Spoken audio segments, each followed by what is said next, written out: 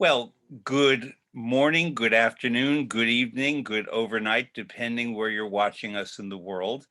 This is Fred Plotkin on Fridays, and I'm Fred Plotkin in New York, being joined by the wonderful tenor, broadcaster, humanitarian, Ben Heppner in Toronto, Canada. Welcome, Ben. Thank you. Great to be with you. Likewise.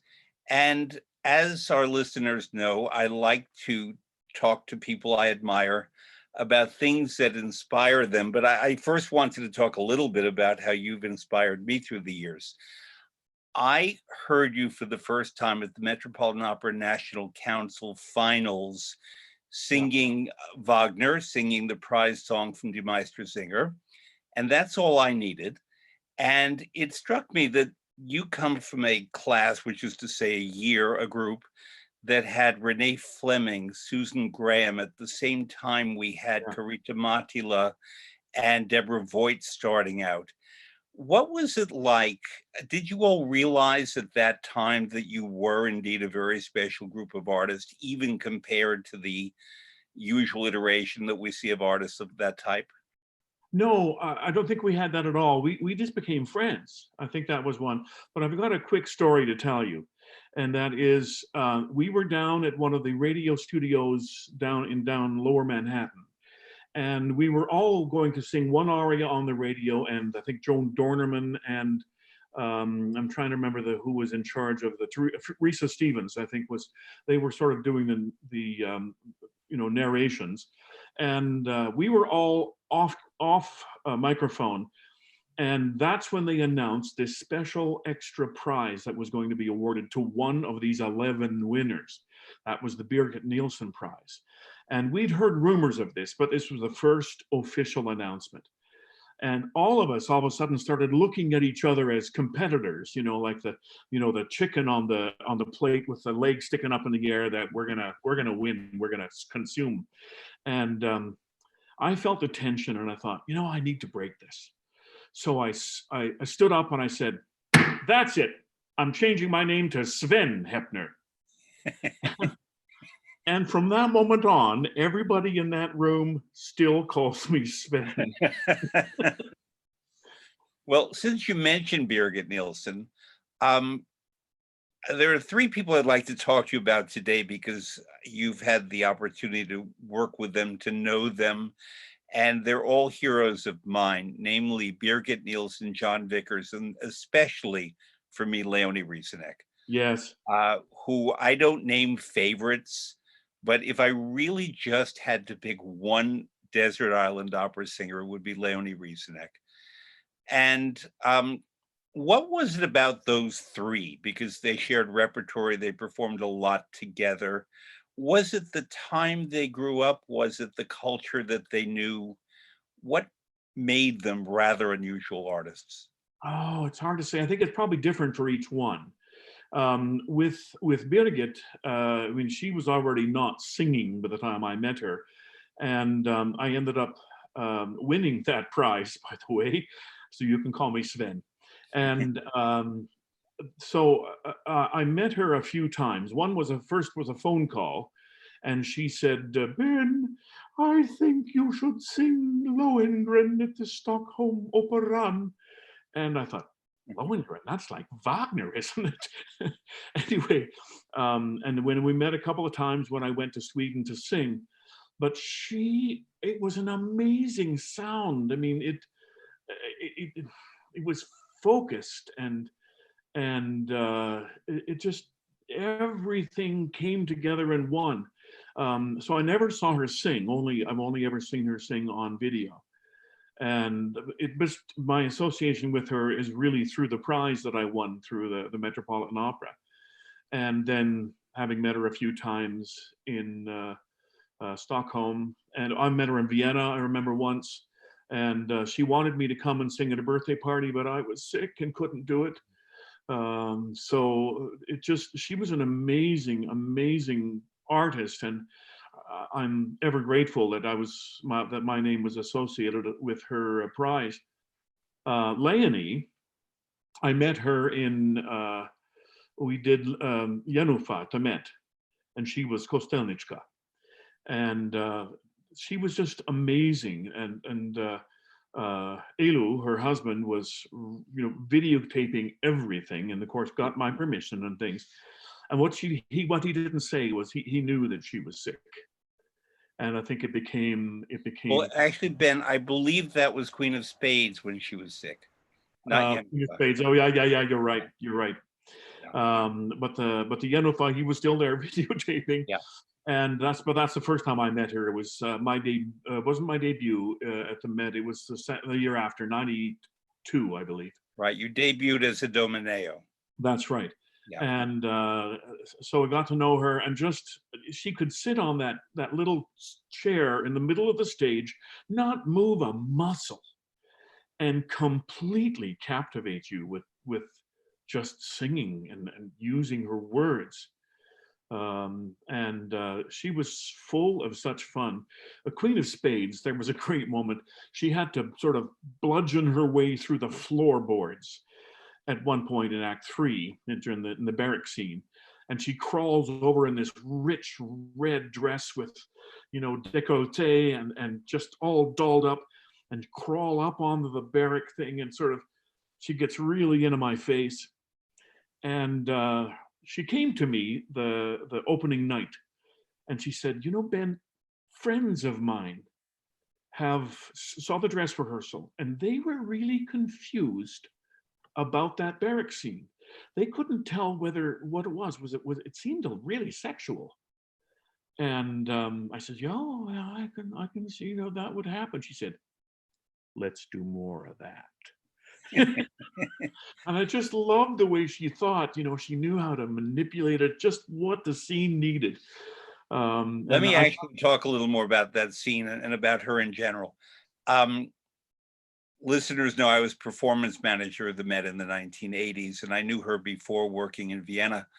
And we became very close friends. And she was, I think it's fair to say, very vulnerable and open and so on. And part of her greatness was her ability to really sing with an open heart and channel her emotions and her feelings and her vulnerabilities into the character. And Right. one of the greatest days in my career, I know the date, was February 26, 1984. The Met did a gala in her honor, and I'm getting goosebumps as I talk about it. It was the 25th anniversary of her debut. And she was very nervous before the performance because would it go well? They did Valkyria, they did other highlights, and Peter Hoffman was the tenor, but it was entirely geared toward her. And the audience loved her. And they were chanting Leonie, Leonie, and unfurling banners with her name on it. And the performance went well. And after the performance, she said to me, I need your help. I want to thank my audience. And what she did was she came forward to the apron, the edge of the stage by the orchestra pit, and she's put her hands on my shoulders, and we moved along the front row A of the Met, as people came forward, hugging, kissing, and it was like a mosh pit now that I think about it. Wow. And we moved, and the crowd was chanting for an hour, Leonie, Leonie. And then she looked up and somehow acknowledged every one of the 3,786 people in the Met. And James Levine remained in the pit and watched all of this. And it was a brilliant occasion. And afterwards, she said to me, I could never have done this without you. And I said, all I did, I provided you a pair of shoulders. She said, yeah, but very handsome shoulders. She had, and I mean this in the best way, she understood that sex is part of opera. It doesn't mean that we have to be graphic and so on, although we can be, but she understood that all of these characters have intense human feelings. So when she came out of the floor, and the production was Queen of Spades by Elijah Moshinsky directed, and there was you and Karita Matula, another one of my very favorites, at her very best, Dmitry Voristovsky making his Met debut, and Leonie making her farewell. I knew, I don't know if you knew that she was ill. I didn't. Okay, I knew. and very, very few people knew. It's not a secret now, she had bone cancer, and she was in terrible pain. And I really worried about her pushing through the floor the way she did that, to climb out and crawl along the floor to frighten you, Yerman, in his dreams, in his nightmares, about having perhaps killed the old countess by frightening her and not getting the secret of the three cards. It's to me one of the great Met productions, and all of you were magnificent. And on YouTube, people can go and enter Leonie Rieseneck farewell, and you see the curtain calls, the constant curtain calls. And then when she makes a speech, and I'm sure that Elu, her husband, was the person who recorded that. And I just, as an artist, but also as a woman, she was just splendid. And she had gorgeous blue eyes. Yes. And when Yeah. she would look at you with those blue eyes, you would just melt. And the only time in my life that I flew to attend an operatic farewell, she then sang Clytemnestra in Electra in Salzburg. I And was at the final performance too. I didn't see you, so Yeah, it was down and front. I just flew. It was a year I didn't have a lot of money, but I didn't care. I flew, and I said I have to be there. Number one, for my gratification as an opera lover, but number two, to thank this great, great artist. And now let's go Canadian. We'll start with John Vickers, but I do have a question for you. I've long known, I'm an American, I live south of you. Many of us with any sense know that Canada, for the most part, represents the better aspects of the American character. And I've never heard it put that way before. and actually, I'll say parenthetically, the last time I saw you, I flew to Toronto to attend a performance of Hadrian with you, Carita Montiel, and Thomas Hampson. Right. And at the airport in Toronto, the customs agent said to me, "How long will you be staying in Canada?" And I said, "Just tonight. I'm coming to go to the opera at the Four Seasons Center, and then I'm going home the next day." She said, "Do you really want to?" She said, "I can offer you asylum." And I said, "Well, maybe next time, but I'll take your number." But I made a list of Canadian opera singers who I've either worked with or admire, and I'll name just some. Leopold Simoneau, I actually met, Pierrette Allery, his wife, Barbara Hannigan, Ben Heppner, Etienne Dupuis, John Vickers, Teresa Stratas, George London, Maureen Forrester, Judith Forst, Adrienne Pichonka, Huguette Tourangeau, Gerald Finley, Daniel Oculo, Joseph Rouleau, Mayasha Brugger-Gozman, Louis Quilico, and Marie-Nicole Lemieux. Now, what all of these people have in common for me, apart from being Canadian, is that they all have a lot of character, personality, work ethic, emotions that they quickly apply to their performances. All of these artists have given me incredible satisfaction. I won't say that other countries don't do that, but I think that Canada's percentage of doing that is higher than any country I know. Is there a reason that has resulted in these artists being that way? I don't know that's even something I can answer, but I think there's a straightforwardness that most of us Canadians and artistic singing Canadians, we bring to the stage, and that is it's a straightforward, it's kind of uncomplicated. And so it's not involved in sort of razzmatazz and trying to really, put on a show. It's trying to be real, trying to be honest, and I think maybe that's the unifying factor. So I'd like to name just two, John Vickers and Teresa Stratas. I actually was in the wings when they worked on The Bartered Bride. They were in it together. Vickers doing comedy uncharacteristically, but very well. Having to share the stage with a bear, which the bear was intimidated by John Vickers. He was from Prince Albert, Saskatchewan, and I'm sure he dealt with bears before. And Teresa Stratas, I first met and worked with I can tell you the date, December 14th, 1981 was the premiere of the Zeffirelli La Boheme, that is the most performed production in Met history. And I had worked with Franco in Italy, and when I came to the Met, he had me help him at rehearsals and so on. And her choices, I don't know if they were choices, I'd love to ask her, or whether it just came deeply from within about how Mimi would be interpreted, when she was coquettish, when she was very vulnerable. You can see this on a video, it's all in her face. Um, Vickers' huge physicality, but also power, but both of them profoundly psychological, but without being psychological about it. They innately brought huge psychology to their characters. I don't know Teresa Stratus's, I never heard her sing live, nor did I hear John Vickers sing live, but of course on video and recordings. But I did get to meet both of them. And Terry Stratus was, I met her first in Chicago. She was doing, oh, wouldn't you know, the name goes from my mind right now, but um, maybe it was Berlioz. And she wasn't liking the tenor.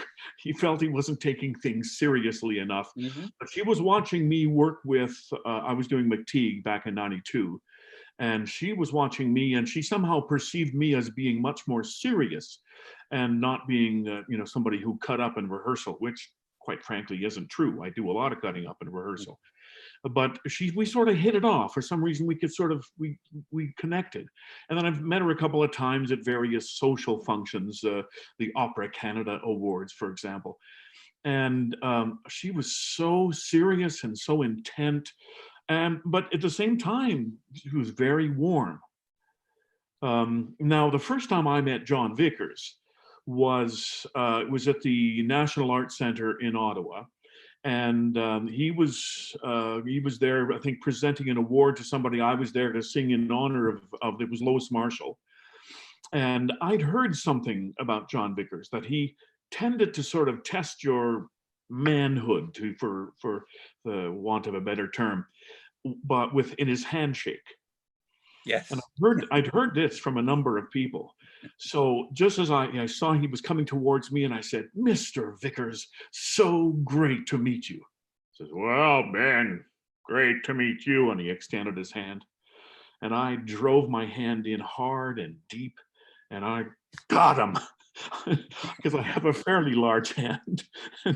And I know the difference is, I don't know what the difference would be. We're probably at least 30 years difference. And I really got his hand hard, and I could see in his eyes that I had won that particular exchange. I feel badly for that now that I think about it, but Mhm. he always treated me really well. In thinking about Stratus and Vickers, something just came to my mind. Both are deeply religious people. And I know opera singers who are atheist. I know opera singers who are profoundly religious, and I know people all along the spectrum. And I've never quite sorted them out to say that a more religious one would do this and a less religious one would do that. But I know that their belief, their profundity about human values is rooted in their Teresa's religion. Teresa Stratas famously had gone to India to work with Mother Teresa and help the poorest of the poor. John Vickers, I don't know if this is true, but apparently said that he would never sing Tannhäuser because Tannhäuser was too, I don't know what word to use, sinful a character. And I always wanted to ask him, well, you sang Siegmund, who had sex with his sister, but Bingo. but without going too much into it, but in working with artists who you've known who have been either very religious or not religious, how do they bring that to their characters, not to their music making, but their characters? Well, I think it's a sense of commitment. When you see you see Vickers in certain things, or Teresa Stratus, it's a focus and a uh, I don't know, it's sort of a laser focus on that character. And I don't know if it has to do, if it relates to their faith in some form. I haven't quite figured that out. But there really is a commitment that is front and center in everything they did. Yeah, I agree with you. And that, I guess, commitment is part of the Canadianness that I was going for when we're talking about many of those other people. I see it in you all the time. I see it in Gerald Finley and Adrian Pachunk. And I want to talk to you a bit about, I asked you, as I do all of my guests, to provide examples of music or performers or both who inspire you. And our listeners can find the list on the IDAGIO website. And I'm going to start with Otello, Già nella notte densa, with John Vickers and Leonie Rieseneck. What particularly right there? Well, first of all, it includes Vickers and Rieseneck, and maybe I think it's the best example of John Vickers. When those cellos come in and that really rich, 8-foot sound that that sort of not deep, but I don't know, somehow grabs you right in the heart. And then he starts singing Già nella notte densa, and it's just the goosebumps. Now they just it's there's something in the sound that just comes in, and you believe him. And of course, and I think maybe it's one of the most beautiful recordings of Leonie Rieseneck that I know of too. And the reason I chose that one was because I couldn't find the John Vickers version of Tristan on Adagio. It might be there, but I just didn't find it, because I have a little bit of a story about that kind of impacted my career. In between Christmas and New Year of 1986, just going into 87, we have a habit of doing jigsaw puzzles at home. And so my wife and I we're doing we're just sitting there and we're talking, we're doing the jigsaw puzzle. And in the background, it turns out that the radio station was playing Vickers singing Tristan. And I don't know, it's something just, it kind of clicked with me. And we were talking about my future, my career. At that point, nothing had happened in 1986. All I'd been doing was producing children. Between her and me, we came up with 3. And it was this moment, and I don't know, there was all of a sudden, it seemed like everything rose above, out of ourselves, and it was almost as I was looking down on the two of us. And I told Karen that I was tired of doing a bunch of things in a mediocre way, and I wanted to do something really well. And she said, "Well, what do you think that is?" And I said, "Well, I think it's singing."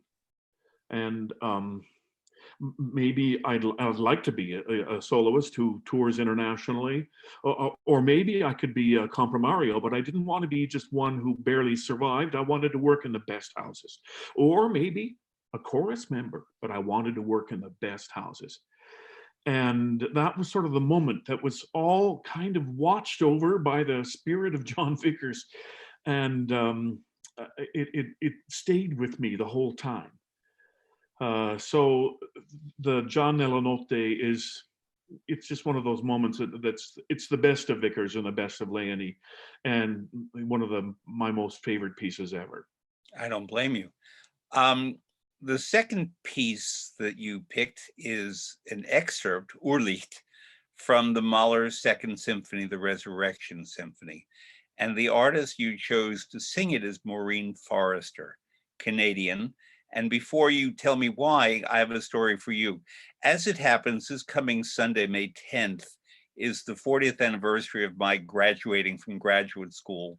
And it was not a happy day for me because I love school, I love education, and that was officially it. And I knew that I had to go on from there in my career, which was great, but also I wanted to include study in it all the time. And one of my dearest classmates was and is a friend still named Ron Roselle. And Ron lives in Vancouver. He's Canadian, but he grew up in The Montreal. mix of singers. And I remember that Ron told me, or he asked me, he said, "Do you know of anyone named Maureen Forrester?" And I said, Wow. "Yeah," because most 24-year-olds would not know Maureen Forrester living in New York, but I certainly did. And he said, "She worked in my father's office. She worked for my father in Montreal in the 1950s." Yes, the And secretary. everyone recognized that she had a wonderful voice and encouraged her to go sing. Ron's father was a big opera lover. And it was just one of those stories that there she was working at a lighting company in the western part of Montreal. And then suddenly there she is singing and wonderful. And I knew her a bit. Did you ever meet her and know her? Yes, I met her a couple of times, and I think the time when I got to know her was she and I were in a performance of Electra together, Mm. and she was doing Clytemnestra, and I was doing the Junge Dina, and oh, important role that is.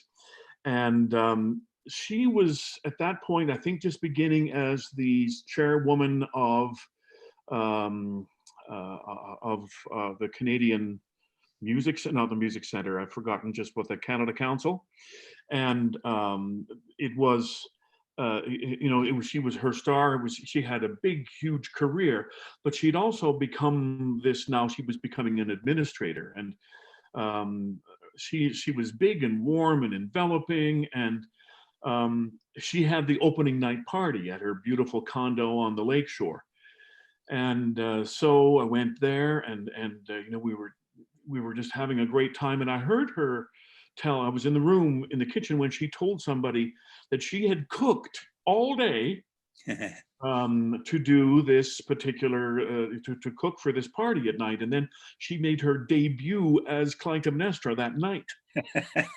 And I said, Maureen, I said, wow, I mean that's incredible. You're making your debut. I wouldn't think you'd want to cook all day. Like, why would you do that? And she looked at me and she says, honey, overdraft, honey, overdraft.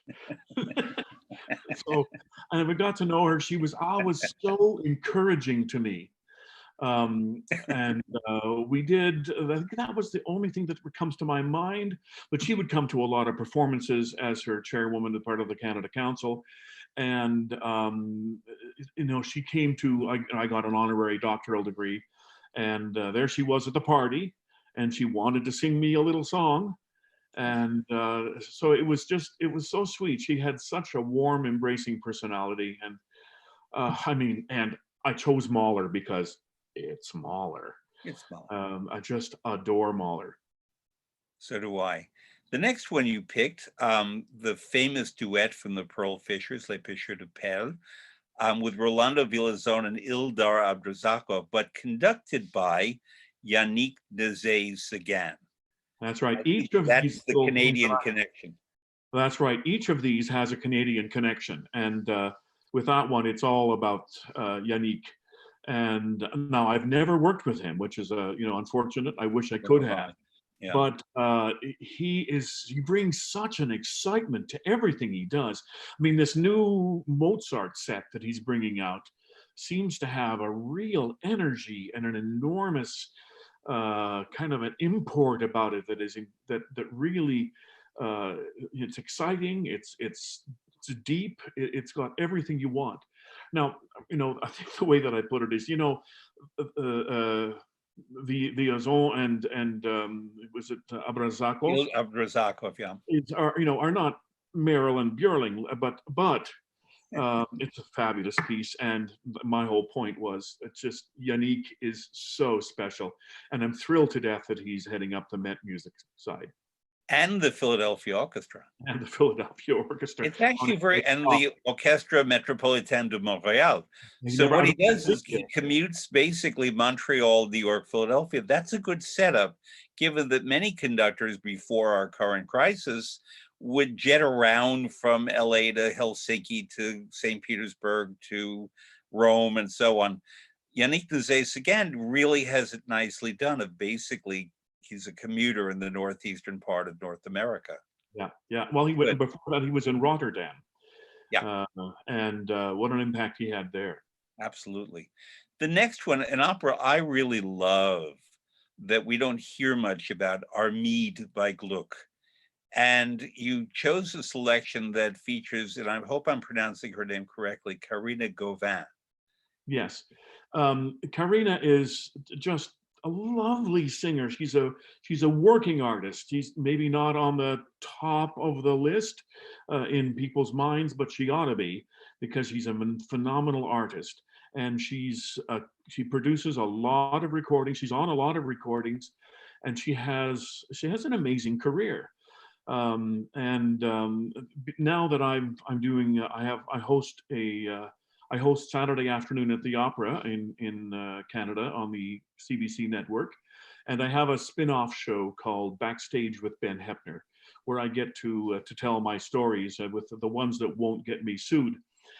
And Karina is a frequent guest there because she's got this great body of work that shows how great she is. More in the lighter soprano. I mean, she's not going to do Isolde anytime soon, but it's just great, pure, terrific singing.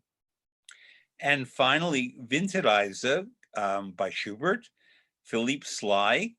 Um, and it's an unusual performance in that it has the voice, it has clarinet, accordion, piano, and hurdy-gurdy. I know. I think that's why I chose it.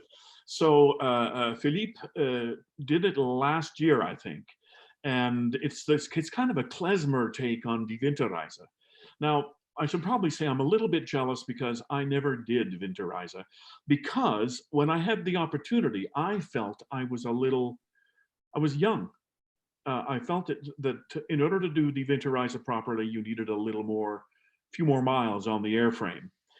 And but he's done this. He's a marvelous singer, and he's the one who plays the hurdy-gurdy, Oh, which really? is, if you listen to it, it's got this drony kind of a thing going on. It's sort of reminiscent of a bagpipe drone, and it's an amazing. So I chose the Alayaman, which is the hurdy-gurdy player, and it's the very last song of Die Winterreise. Although on his disc, he repeats the very first song again, which is Gute Nacht.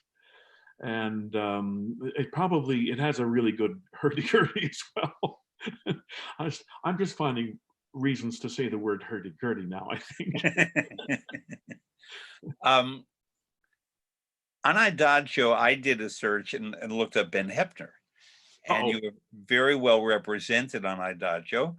There's a wonderful recording of our Ariadne auf Naxos with Deborah Voigt on Sophie Van Otter and Natalie Dessay, conducted by Giuseppe Sinopoli, Yes. and you with Bacchus.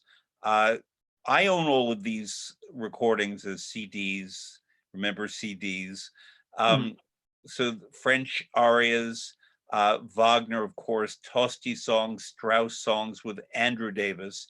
But I do want to ask, because listeners who listen to me every week will just have to get used to the fact that I love Hector Berlioz, and we'll talk about Yes. him more Yes. maybe than other people do.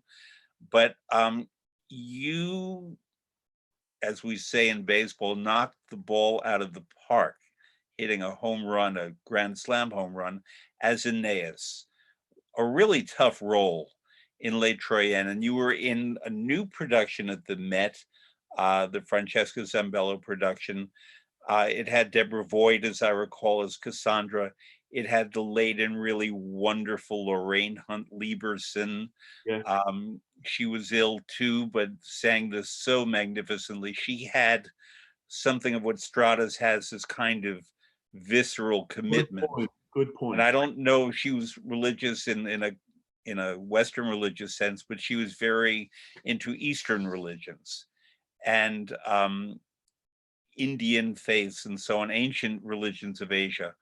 And somehow she made Didon, Dido, into a goddess, although she was a woman of the people. And it was one of the most beautiful things I'd ever witnessed, and I've never spoken to anyone who actually worked with her. What was she like to work with, and what did you learn from her? Well, she kept to herself a lot. I think she might have been dealing with the pain. Again, I didn't know she was feeling bad. She had breast cancer. She had breast cancer, Yeah. and so I think she was managing her pain a little bit. She was warm and personable, but kept to herself a lot. But I remember I would always stand backstage and watch her sort of getting, climb onto the pyre and do that whole scene. That, oh wow! I mean, there, and she's not really effusive when she would sing. She wasn't prone to big overstated movements or acting. But there was something. There was a place that she would do these big kind of movements with her arm that just drew you in, because she was, there was nothing else other that she could do to to express what she was singing. And she was always amazing, easy to work with, and uh, wow. And then I was just stunned when not that long after she'd passed, and we lost, what an amazing artist, we lost her. If memory serves, I won't name this person publicly, but there was another artist who was supposed to play that role, but she became pregnant and withdrew from the production, and she would have been great. And it's an artist I love. But actually, Lorraine Hunt Lieberson was the substitution for that artist. And we would not have had this memorable performance had that other artist not become pregnant. Um, James Levine conducted, and he's a great Berliozian and cared deeply when he conducted it every 10 years. Berlioz was born in 1803. And so every decade on the 3 year, the Met would mount this largest of operas and do it in a major way. The original 1973 production was Vickers, Shirley Verrett, and Christa Ludwig. And on opening night, Christa Ludwig took ill, and Shirley Verrett sang both Cassandra and Didon, and Wow, was just I've heard that. fantastic for the Met debut of that production. It came back in '83 when I worked there, and we had Domingo singing it, and Tatiana Troiano's an amazing Didon, maybe the best I ever saw, and Jessie Norman making her debut as Cassandra. And then on the fifth performance, I think, Troiano's took ill, and Norman did what Verrett did a decade before. Um, 93 was you, if I recall, No, or 2003. 2003, 2003. Okay. And the 2003 was the new Francesca Zambello production. Um, there is no more beautiful music than that, in my experience. And I don't pick the greatest opera. I have my short list of great operas, and you've sung several of them. But I always just put Les Troyens in the category apart because there is nothing like it. I love the orchestrations, the colors that he comes up with in the orchestra. Um, and I always think, but why did he write the part for four tenors? Because there's each, there's the inutile regret, which is, sort of big stentorian. I think there's a high C in there somewhere. And then he has other, the duet, Nuit d'ivresse. We do it best. That's, and that's hard, and it's limpid, and you're kind of floating in the high end, and it's not easy.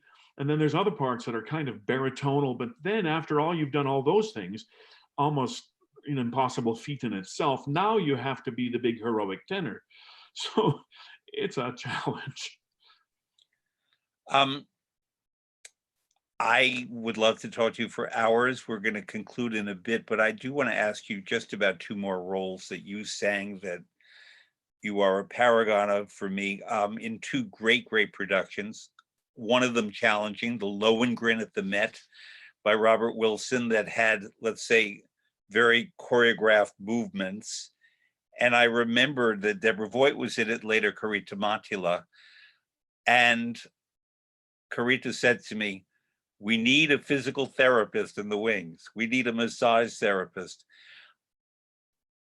I remember watching you. I attended every performance you did and wondering physically, did the very program movements affect the way you sang, either positively, negatively? What could that be like when so much attention is put on the physical? Well, here's the secret. I didn't do actually what Robert Wilson asked for. What he asked for was, and I'll raise my hand so you can sort of see it, was an isometric tension. So that if you push the hand, it wouldn't really move. I released it. Ah, I could hold it there, but it didn't have tension that flowed down the arm, well, or flowed up the arm into my throat. And he asked me to do that. He kept repeating that, and I said, "Look, if I do that, the tension will climb up into my chest and my throat, and 3/4 of the way through the opera, I won't be able to sing anymore. So I'm not going to do that."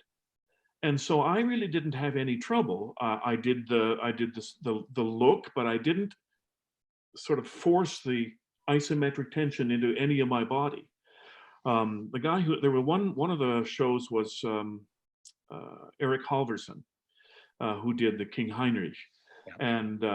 And he had a very long train, and then he would sort of climb up on this throne, and he would have to twist his body sideways, which put an enormous torque on his spine, and sing. And he was going for physical therapy after every show. Yeah. Well, I didn't have to do that. Listeners, you may wonder what opera singers have to endure. It's hard enough just to get up there and sing this complicated music in foreign languages, sound beautiful, act well, wear heavy costumes under hot light, sing with an orchestra. But when they have to do these additional things, I'm not dismissing Robert Wilson, actually, because I admire a lot of his work, a Beautiful. lot, a Yeah. lot of it. But I just felt that in that opera, Lohengrin is an opera that affects me very deeply always. Mhm. It's an opera I teach a lot. I teach it from the many points of view, but one of them is the question of belief, and that one has to believe what he's saying, or at least Elsa does, to make things work. But when doubt is instilled, in this case by Ortrud, um, belief is religious, belief is trust, belief is at the core of our humanity. And I think that Wagner, as a storyteller, musically and dramatically, really got that. And when you created that character, who in the most basic terms is the white knight and the savior, what where did you start as the character, whether in this production or elsewhere? Well, I think it's like we started with our conversation with this sort of straightforward approach that many of us Canadians seem to have. And that's just how I took it, was when you're telling the story of the Grail, and where you come from, your name, or even beginning out, Elsa, ich liebe dich, he somehow makes the leap right away, once she says she will trust him and do what he says, um, is and all the way to the end. And then one of the moments is, and this is how I approach the Erzählung at the end, the telling of the story, is that I imagine a whole floor full, sitting on these kids, 5-year-old kids sitting on the ground, and you're going to tell them the story of the Grail in a far away place, not far from here, lived, and you just tell the story. And the simpler you do it, the better it is. It doesn't need a big stentorian kind of way of hooking in. It just tell the story simply, and that really applies to the whole way through it. Just be straightforward. You get to be a little bit, angry in Act Two, where you can kind of nasty up the voice a little bit. But I mean, the Brautgemacht, the whole first scene of Act Three, is Right. unbelievable. It's my kid's favorite opera. Well, One of them will tell you Fidelio is their favorite opera because it's the shortest. But I Fidelio think, is the next one I wanted to get to. But before I do, as always happens when I talk with people like you, stories come to mind. We at the Met, when I worked there, did a live telecast of Lohengrin. And it had Peter Hoffman, Ava Martone as Elsa, and Leonie Rieseneck as Ortrud. And we've discussed Leonie and her character, personality, and so on. She was also the most remarkably spontaneous performer I've ever worked with. yes. And some foolish person decided that a wall in Act Two should be repainted for the telecast. And it was repainted sort of a shiny black. And no one told Leonie. And Leonie, spontaneous in the moment as always, was having her confrontation with Elsa, and Ava Martone is no shrinking violet either. But Leonie put her hands up, pressed them against the wall, and you can see if you watch this on her face that she realized that there was something sticky on her hands. And Oh, she held it up like this, went like that, and acted the rest of the scene with her hands down. And she was furious, but on the other hand, the acting was such with her hands down that it made her even more frightening than before. And the audience burst into cheers in the middle of the scene, which is something that very seldom happens in Wagner, but the crowd got that they were really witnessing something. Oh, that's a great story. Yeah. And it's on the video. The Met released that as a video, and you can see her acting at that moment. Probably the paw prints on the wall, too. Like this, down. And the other thing is Fidelio. This year, Beethoven would have been 250. Before the coronavirus, I was scheduled to teach a symposium in Bonn in September about Fidelio, and so I re-immersed in that. It is the most, I believe, perfect, imperfect opera ever written. Yeah. As in, it has its flaws if we're going to study it dramatically. But on the other hand, it is just, I believe, perfect.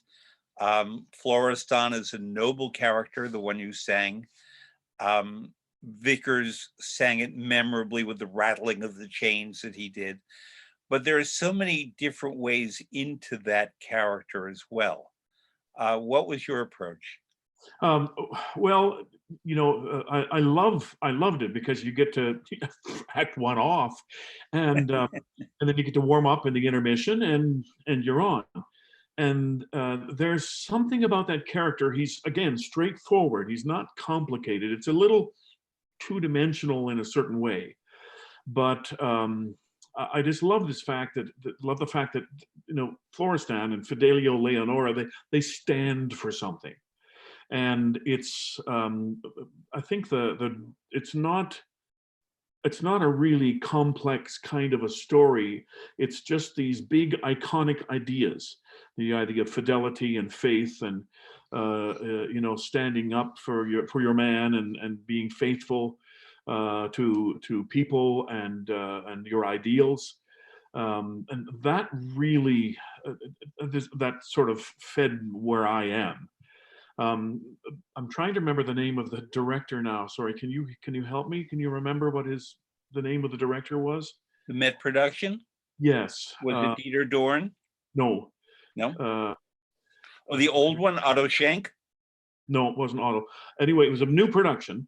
Yeah. And he told us, he said, when you say Gott, welch dunkel hier, it's not some expression just out of nowhere. Oh God, it's dark here. It's when you say word God, you mean God, and so say it with some kind of, you know, intensity of direct knowledge that you are talking to somebody. And it also happens, I know, in the duet, there's a few mentions like that. And I loved it. I loved singing that production because it was very straightforward. Of course, nobody could see me in the pile of suitcases and shoes or whatever the heck was there. It was so dark. Even for the television making of it, they had to up the light so that the camera could finally pick me up in the Samsonite section of the prison. And so yeah, it was phenomenal. It just was wonderful. I have a funny story. Was when Pizarro comes in. At this point was Alan Held in this is one of the iterations, and so there's sort of a confrontation, and I got some bread in my mouth, and so I'm supposed to sing ein Mörder steht vor mir, and so, but I still had my mouth full of bread, so I did the unthinkable. I sort of wadded it up, and before I sang, I spat it right, and it landed, thumped on his chest, and you could see his eyes go wide, and he thought, did Ben just spit on me? It's been kind of a war between he and me ever since. Well, it's in character if you think about it. Yeah, it would make perfect sense, but it looked pretty ugly on his lovely, blue suede coat. Now, actually, that brings to mind a story. We lost a couple of years ago a really wonderful tenor named Johann Botha, a South African tenor. And of course, I never sang with him, but I used to have coffee with him in the Met cafeteria. He was great, a sweet man. And he was very, very, very, very heavy. And in the scene, very, very, very, very heavy. And in the scene when they come down to the dungeon, and it's remarked that Florestan has been living on bread and water for 2 years, and the audience laughed. And so I once in an interview asked him about that, and he said, well, I cannot do a South African accent. If you combine bread and water, it's a lot of yeast, and yeast makes you expand. You won't believe how big I was when I got into that prison.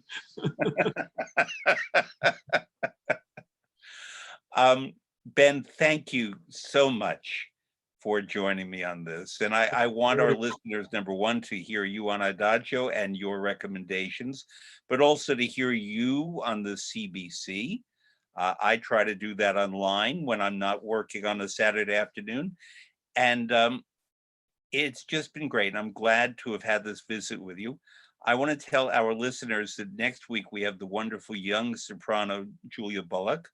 And the week after, on May 22nd, my mother's favorite opera singer, Ferruccio Furlanetto. Nice. Yeah, he's a favorite for a lot of people, and kids love him. Why do kids love Ferruccio? Oh, well, I know Suzanne Menser, her son Ben just thought the world of Ferruccio. So do I. And I think the world of you, Ben Heppner. Thank you very much. Thank you, Fred. Okay. It's been fun.